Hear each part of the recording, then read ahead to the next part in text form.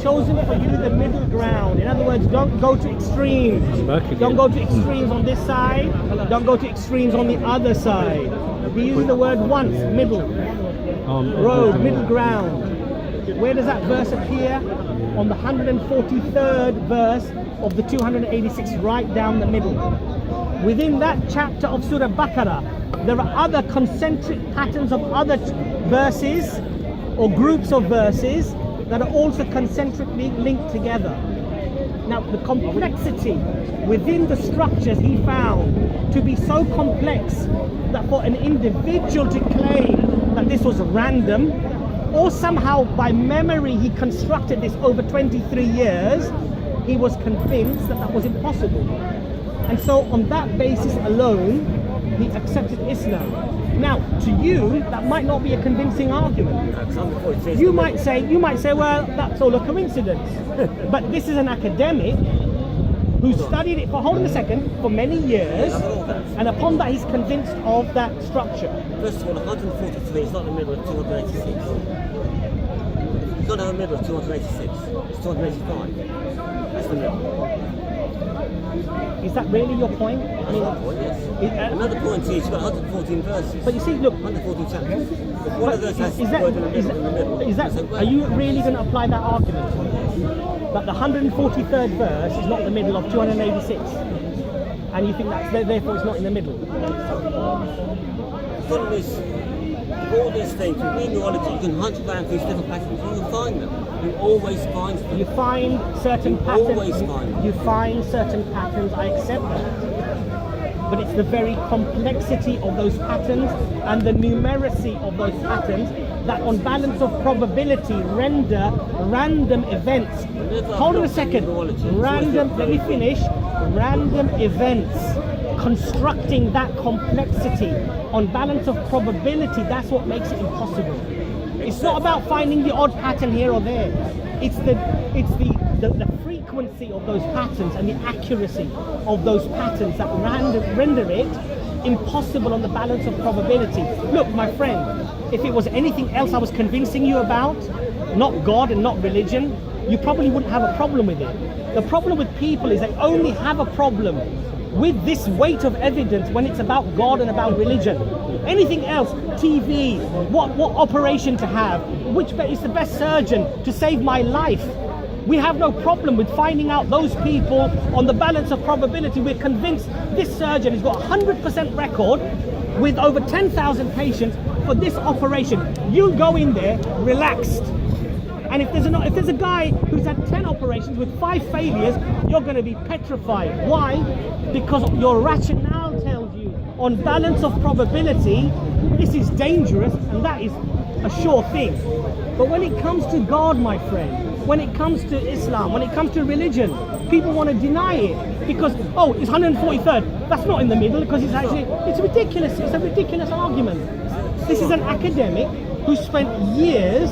And how many Christian academics are there? How many Hindu academics? How many Buddhist academics? The point is this. There are lots of academics of all religions. Then look at the all evidence. justifying themselves. Look at the people who have left Islam. These are academics who have left Islam. Look at the evidence that they provide for leaving Islam.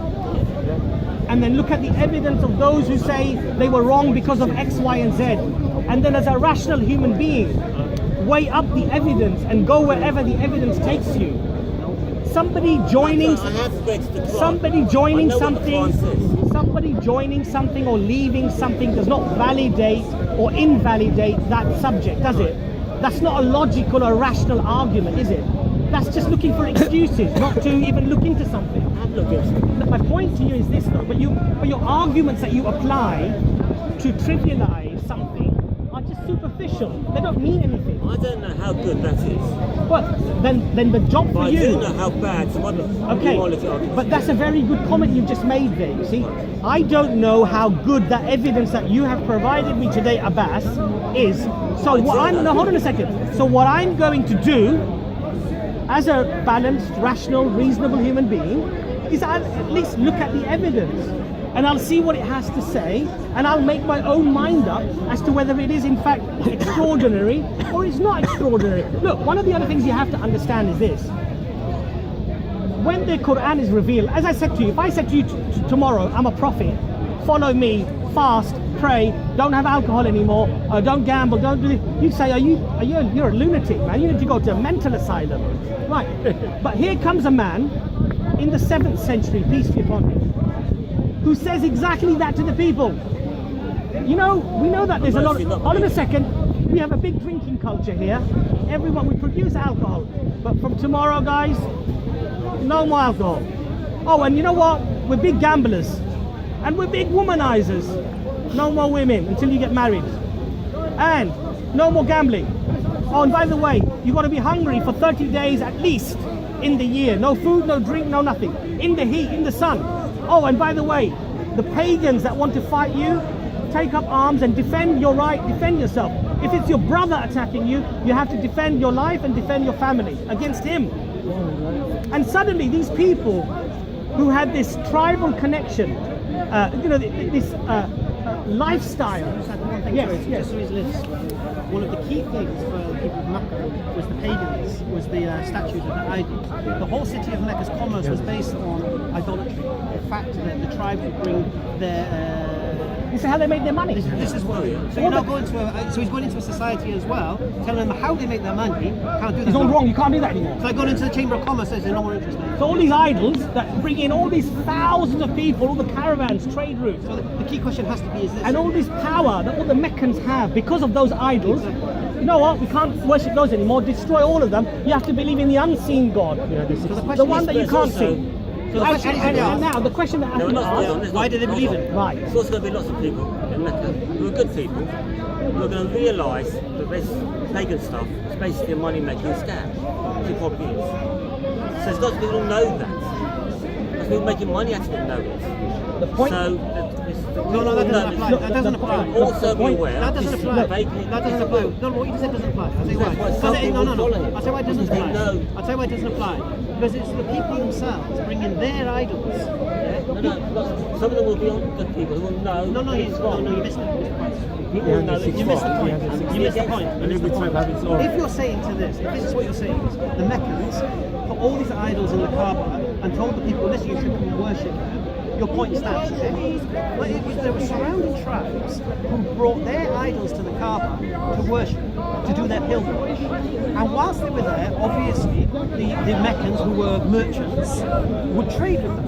And merchants would come, and this was their society. Now the question has to be asked, sorry, please, I don't want to I'm not going to do it too much. No, that's fine. I'm going to get out. No. You can't. No. Well, the point here is this. All those things, you listed all the things, isn't it? You can't womanize, you can't drink, you can't do that. And you can't do the thing that makes you money. The question needs to be asked. There's lots of people in Mecca. No, but the question needs to be asked. Let me address that. The question needs to be asked. Why did the people believe it? They didn't. Few did. Right. Who believed it? Few people did. Why? Because there's always people who know. What's the con? What's the con? It's a money-making scam. What's the con? I'll tell you why you're wrong there as well, though. It's all money. So tell me the other. People will know. Who's the people? People. Because you're making all these assumptions. Some people, look, everybody's different. Do you have any evidence for what you're saying?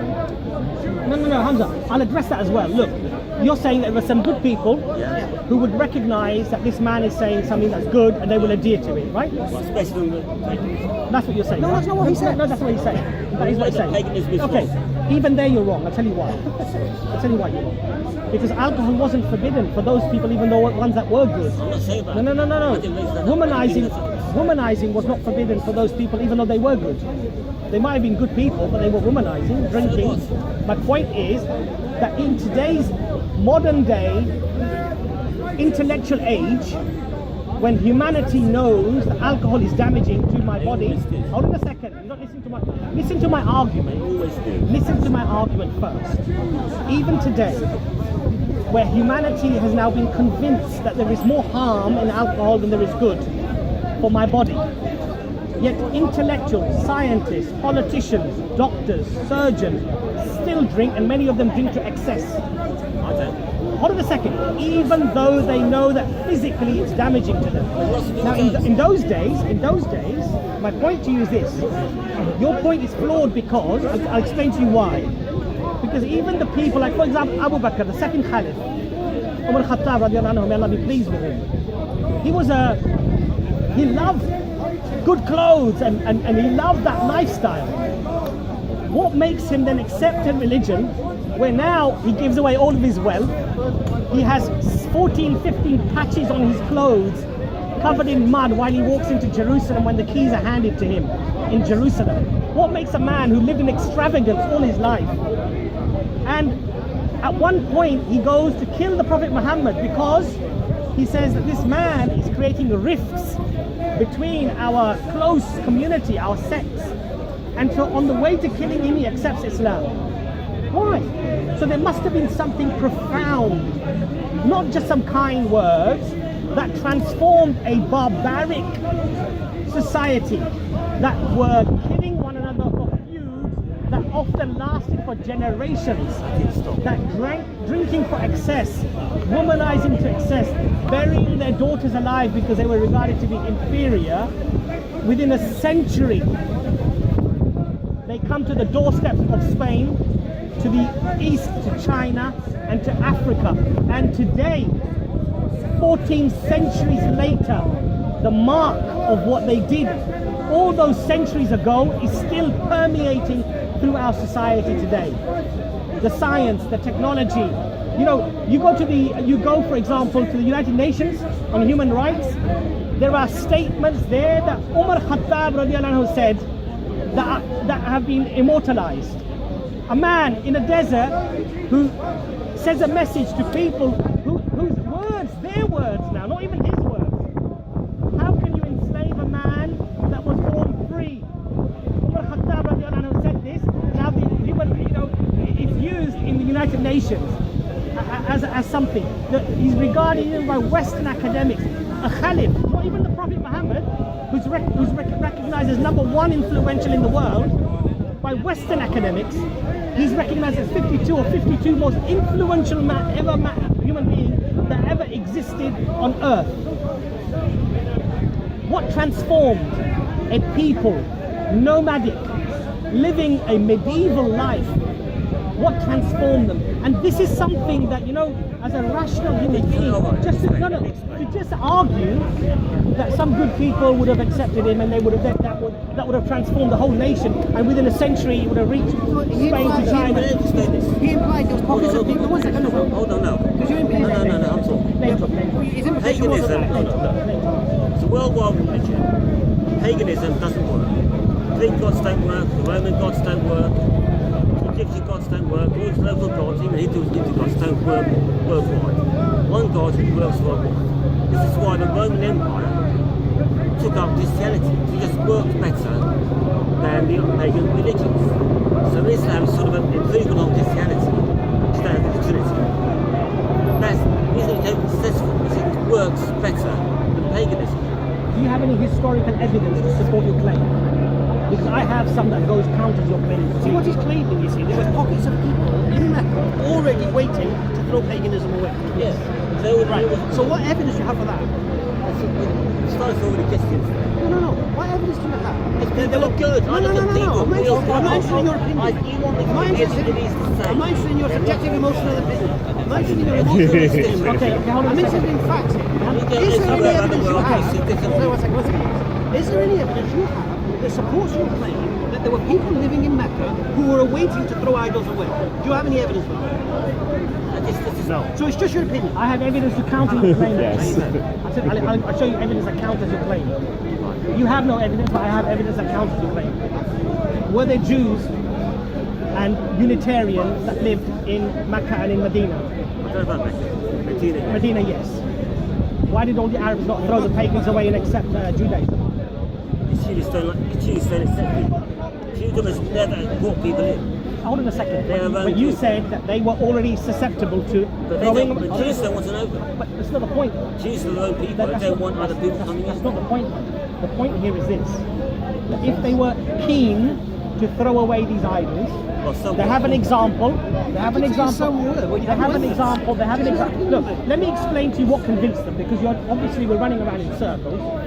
You're coming up with reasoning that you feel is strong, yet you have no evidence for it. And in fact, there is a lot of evidence that counters what you're saying. Now, what was it that convinced them? I'll explain to you what convinced them.